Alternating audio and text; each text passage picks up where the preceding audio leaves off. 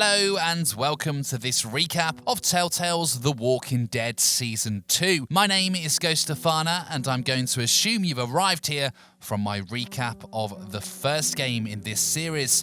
If not, and you'd like to know more about the events that precede this game, then you can click up here to watch that video. This game is choice dependent somewhat. Ultimately, most endings are the same, but there are minor differences as we progress. I'll try and highlight when important choices are made and their consequences. As always, please subscribe if you like this.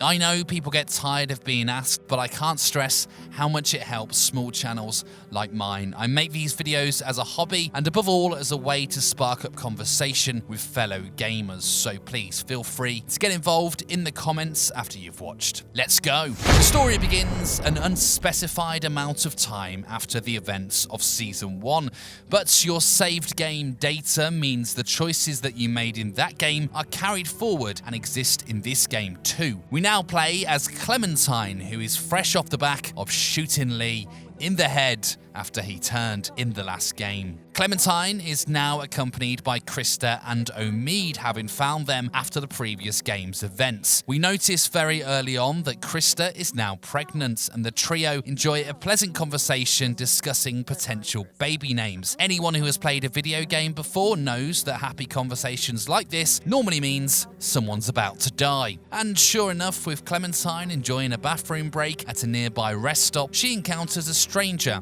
The stranger intends to rob Clementine's supplies, but Omid is accidentally shot by the young thief. Thank you, Omid, for the shortest video game cameo in history. Krista shoots the girl, 2 deaths in 10 seconds. Welcome to the dark world of Telltale games. The game jumps forward 16 months. A very depressed Clementine and Krista are still surviving in the wilderness. Krista's baby is not seen, implying it died some point before or after birth. Sometime later, the duo are confronted by bandits, forcing both of them to separate and flee. During the escape, Clementine falls into a nearby river and is swept away by the current. Krista isn't seen again in the game. Clementine winds up on shore and befriends a stray dog. However, this story is less Marley and me and more please stop fucking biting me, as the dog, likely due to its hunger, attacks Clementine over some food. Clem fights off the dog, and by that I mean impales the little shit on some nearby spikes. Never get between a woman and her food. Clem heads back out but suffers from dizziness due to her wounds and dehydration. She is soon attacked by walkers but saved by 2 strangers. The duo introduce themselves as Luke and Pete. Hey there. Yeah.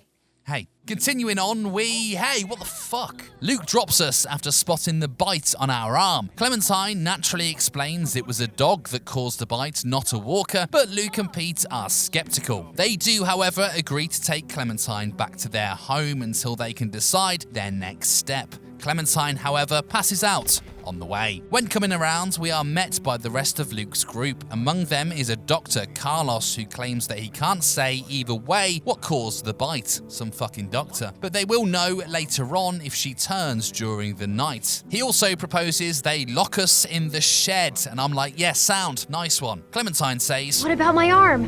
It needs to get cleaned and stitched and bandaged."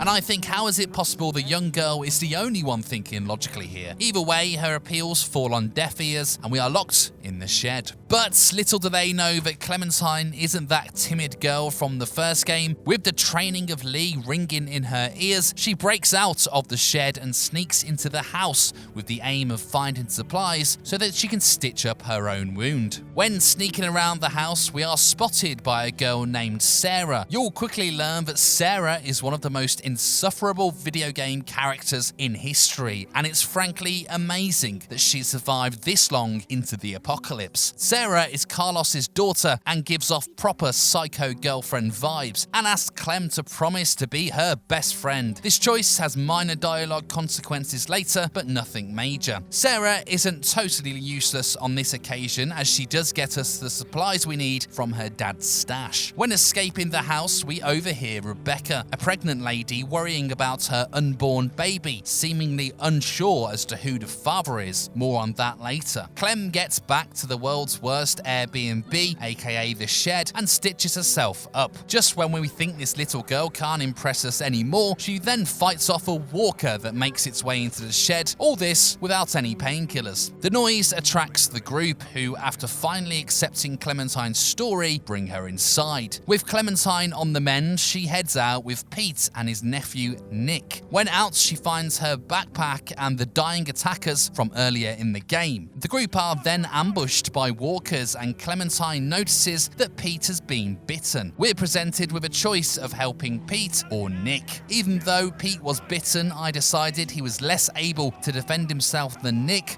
so I helped him. By choosing to help Nick, Pete dies. Nick is forced to flee, and the episode ends. Later that night, Pete and Clementine hole up in an abandoned cigarette truck. After a nice heart-to-heart, Pete, resigned to his death, offers to help distract the surrounding walkers so that Clementine can flee. Refusing this offer of help will see Pete die while trying to make his way back to the house. I took his offer of help, and his fate remains unknown. When back, we break the news to Carlos and Rebecca, who set off to try and find Luke and Rebecca's husband Alvin, who headed out to look for Clementine and co. Once again, logically leaving Clementine and that annoying worm Sarah in the house all by theirself. During their time together, Clementine shows Sarah how to use a gun, which is reminiscent of her own lessons that Lee gave her during the previous game. Then the duo see a man snooping around the house, who then opens the door. Sarah hides while Clementine engages the man in friendly but also frosty conversation. The man reveals that he is looking for 7 members of his group that have gone missing. After evading his questions, the man leaves, although we're fairly certain he knows there are others staying at this house. The group later return with Nick, Alvin, and Luke. Carlos explains that the man was William Carver, a dangerous man and the leader of a larger group that they have run away from. Fearing that Carver will be back, the group abandons the house and heads out. Clem takes them to the site where she last saw Pete, as the group hoped to take him with them. But naturally, Pete is found dead, however, interestingly, by a gunshot wound, and as he didn't have a gun on him, not by himself. We encounter a man on a bridge who seems friendly, but is naturally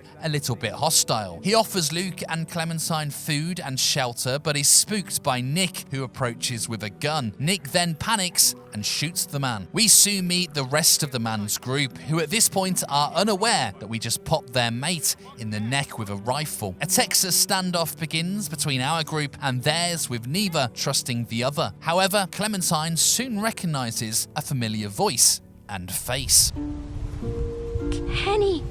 Yes, that man is Kenny from the first game, whom we last saw sacrificing himself to save Lee. Kenny's group are based at an old ski resort cabin, which is pretty cozy. We catch up with Kenny by the fire, and Kenny pays homage to Lee and recalls some of our first game choices in this dialogue, such as choosing to kill Duck for Kenny. He doesn't massively elaborate on how he survived, just that he got very lucky. We do learn that Kenny has pulled and that he is now in a relationship with Sarita.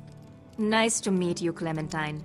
Over dinner, Kenny sets out plans to move north to a place called Wellington, which is supposed to home a large survivor camp. During this conversation, he mistakenly calls Clementine Duck. Pass me that can, Duck.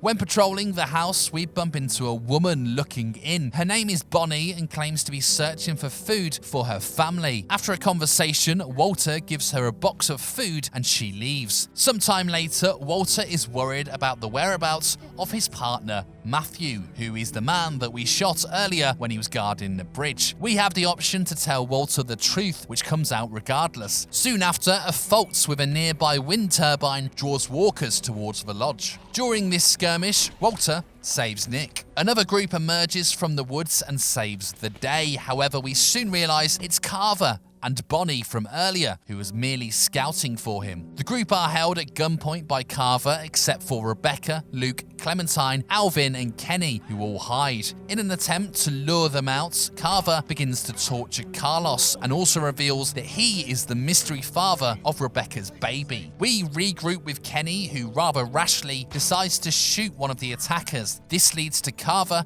in retaliation, killing Walter. Rest in peace, buddy. At the risk of Carver killing more people, Kenny and Clementine surrender and are captured alongside the others. Luke remains missing while the others are taken to Carver's camp. The camp is housed within an old hardware store. We're put on work assignment working in the greenhouses with a man named Reggie, but Sarah, being Sarah, is utterly useless and doesn't do her job properly, which leads to Carver blaming Reggie. As an insight into the brutality of this man, he throws Reggie from the top of the building. Fucking nice one, Sarah. Clementine is later grabbed by someone, which is soon revealed to be Luke, who is snuck inside the camp. He hatches a plan to help free the others, but requires Clementine's help in acquiring a radio first so that he can coordinate the escape with the others. Before beginning to enact Luke's plan, Clem finds Alvin badly beaten and unconscious at the hands of Carver. Clementine reveals news of Luke to the rest of the group. Clem begins to bond with a lady named Jane, who up to this point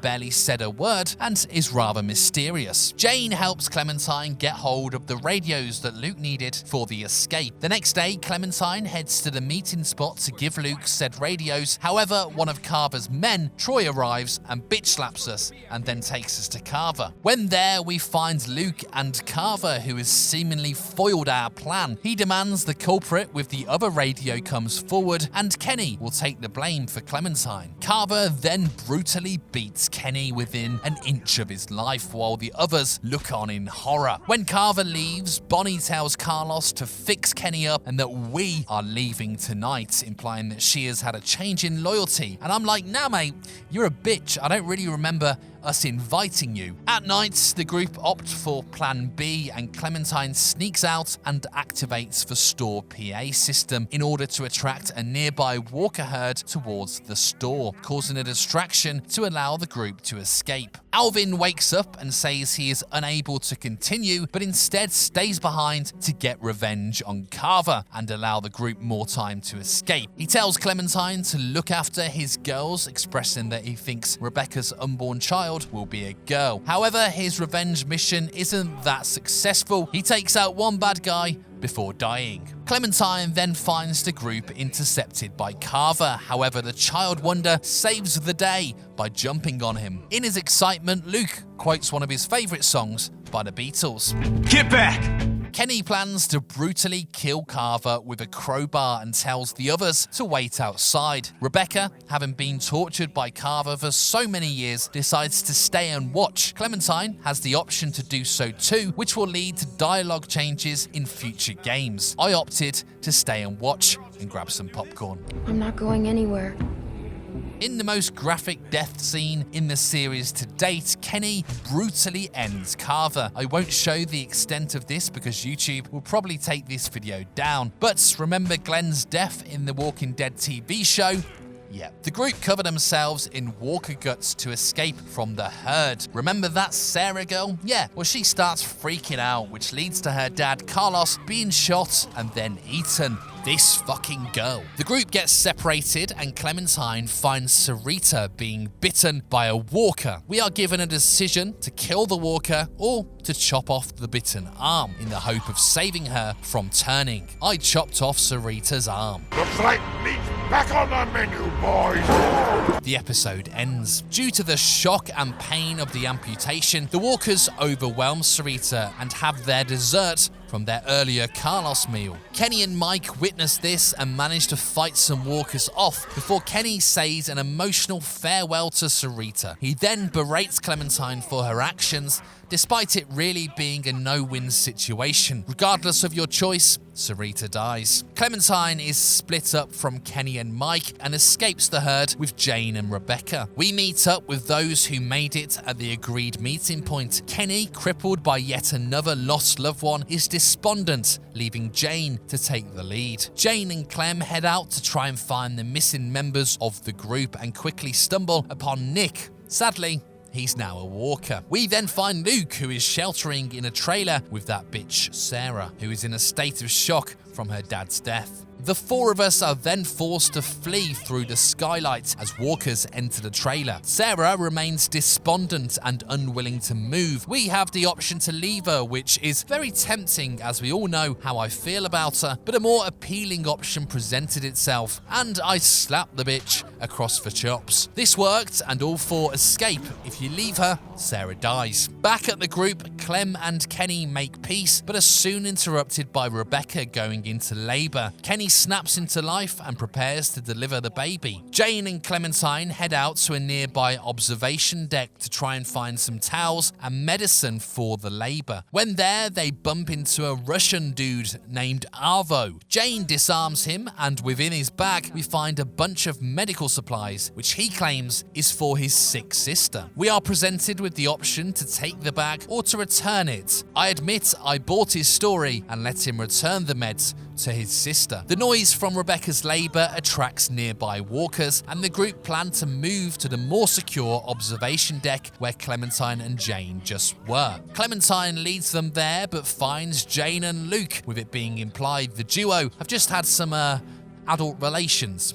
Clem's like, hey man, no judgment, get it where you can get it, am I right? Kenny is less happy. What the fuck are you two doing up here? Rebecca begins to deliver the baby while the others fend off incoming walkers. Eventually, the weight from the walkers causes the observation deck to collapse, leading Luke to quote his favourite Beatles song again. Get back! Get back! Come on, it's not really the time, Luke. Sarah and Jane fall, and we're given the option to help Jane or to tell her to try and save Sarah. And I thought, nah, you're out of luck, bitch, and Sarah dies. Ultimately, either choice, Sarah dies as Jane fails to save her in time. Back inside, the baby is born, a little boy named AJ. During the night, Jane says goodbye to Clementine, deciding to continue on her own, citing that she has grown close to people before and doesn't want to lose any more people. She offers us a nail file before leaving into the night. The next day, the emotionally drained group head north, further into the cold. Rebecca collapses, having struggled to regain her strength since the birth. Moments later, we again encounter Arvo. The kindness we showed him earlier is not repaid, as his friends soon arrived, armed and demanding that we give them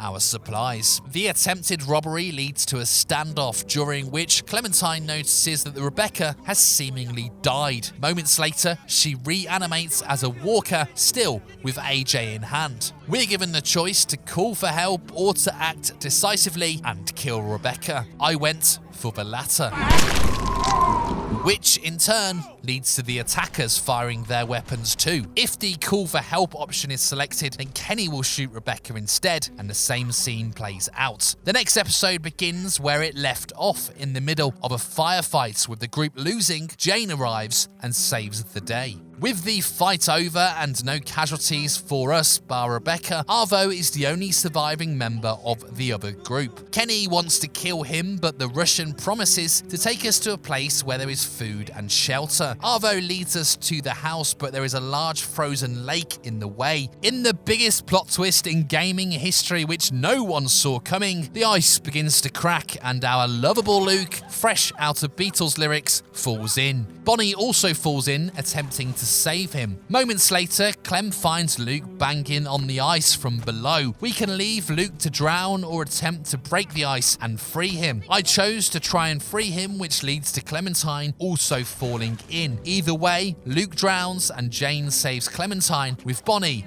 also getting out to safety. With it looking like there's no food as promised in the house, Kenny begins to beat Arvo, but Jane soon arrives with a duffel bag full of food and supplies. Kenny reveals to Clementine that he doesn't trust Jane, and Jane does the same thing about Kenny. Later that night, Kenny manages to get a nearby truck working. The group then disagree on their destination, with Kenny wanting to continue north and Jane, Bonnie and Mike wanting to head out of the cold and back south. They eventually park the debate and agree to continue the discussion in the morning. Clem wakes up in the middle of the night and finds Mike, Bonnie and Arvo attempting to leave. She holds them all at gunpoint before Arvo shoots her.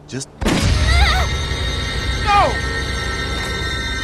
The gunshot wakes up Kenny and Jane, and after a flashback to happier times with Lee, Clementine wakes up in the truck with Jane, Kenny and AJ. It's never properly explained what happened, just that Mike, Bonnie and Arvo all left on foot. The divide between Kenny and Jane continues to grow as they argue during the journey. Eventually, they reach a bunch of parked cars and Kenny heads off to try and siphon some gas. Meanwhile, Jane attempts to convince Clem to leave Kenny and drive off. But before a decision can be made, walkers surround the car and Clementine is forced to attempt to drive. Having never drove a car before and the snowy conditions, it's hardly surprising that she soon crashes. The blizzard builds up and Jane and Clem are separated. Eventually, Clementine reunites with Kenny, who immediately asks about AJ, to which Clementine reveals that he is with Jane, an answer which infuriates Kenny. You left him with her? Jane soon arrives and is without AJ, and her demeanor implies that AJ didn't make it. Kenny storms out the building and Jane says, "You have to trust me. We're gonna see what he really is."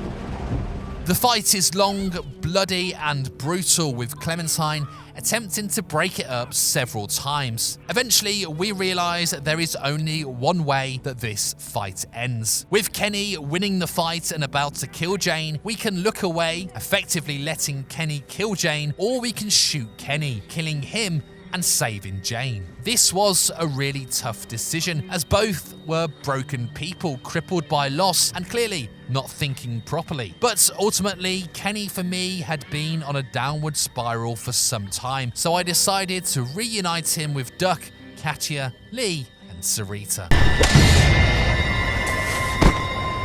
In an emotional scene reminiscent of Lee's death at the end of the previous game, Kenny says, I thought I wanted this.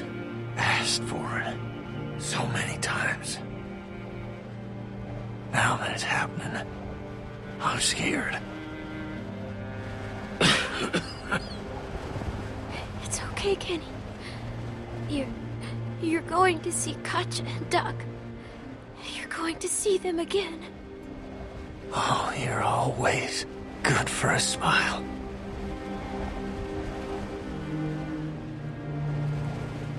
Moments later, we hear AJ crying, and it's soon revealed that this was all part of Jane's plan to effectively get rid of Kenny. We reunite with AJ and are given the option to forgive Jane or to leave on our own. And I went for, I'm not going anywhere with you. and set off on my own, ending the game. Alternative endings include ending up with Kenny and AJ north in Wellington, or ending up south with Jane and AJ back at Carver's old hardware store. Ultimately, as you'll see with my recap of the third installment of this game, which will appear on my channel very soon, the ending really doesn't matter as you start the next game in an entirely different place to any of these endings. Thank you for watching this recap, and for more videos like this, then please do hit subscribe.